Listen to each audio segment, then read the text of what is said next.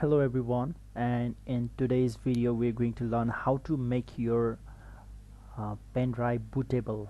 How to make a bootable pen drive. So for that you have to insert your pen drive in your computer or laptop first. Here I have inserted my pen drive. As you can see here, I have my pen drive already installed over here, and I have some files over here. The next thing that you want to do is you need one software to make your pen drive bootable, and I've kept it over here. As you can see, Rufus is one of the best software to make your pen drive bootable.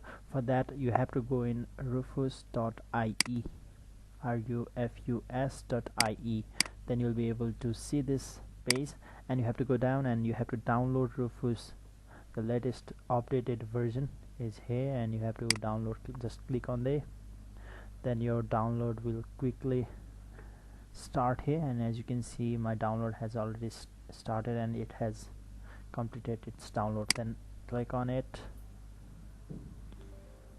Yes, well, you see this screen, and this is the part where we will execute and make our pen drive bootable. So for that you have to select your pen drive. It's already selected as I have already inserted my pen drive. The next thing that you have to understand here is you must have one ISO image in your computer stored already. So I have already done that. And what image do you wanna install in your pen drive? So I have a lot of ISO images like CentOS, Windows 7, Windows 10, anything that you want to install in it or make your pen drive bootable with. I'll select Windows 10 first. As you see, it's already ready. Another option that you see here is yes, standard Windows installation. I want the same. And here you have to be really very careful. Partition scheme, you have to select MBR or GPT. That's the one thing that's so confusing for all the users. Go with MBR if you're using some i5 or i7, some laptop or PC that's a little bit older than the time. The recently coming laptops and PCs, they use different version and system to operate in our computer system. So if you have latest computer, if you have latest generations of computer, you can select GPT. But in other cases, if you run BIOS settings and all, go with MBR. In most cases, go with MBR because this is going to load and put up with a BIOS setting to boot your computer system. So I prefer MBR over here.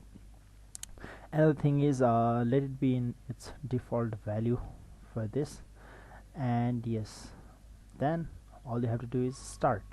Then it will ask you for warning to format your pen drive. Obviously I want that. After it formats your pen drive, then it starts putting up your pen drive to make it bootable for the next time that you run your computer. So yes, my pen drive is being bootable over here, and my ISO image is being copied to the pen drive so that I can boot from my pen drive.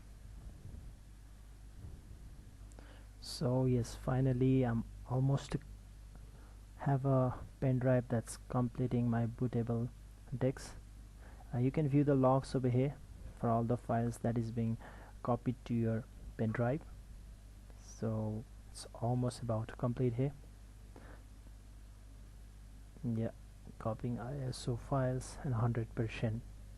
So in this way you'll have your bootable pen drive, and if you wanna copy that image to your Windows, and if you wanna copy a new Windows in your system, then you have to go into BIOS now and then change your pen drive to bootable, or like for that you have to select USB as your first bootable drive. Then you have to insert this pen drive, then it's ready. I'll close this. Then yes, I have a bootable pen drive here. Thank you everyone. Don't forget to subscribe, like and comment. See you other day.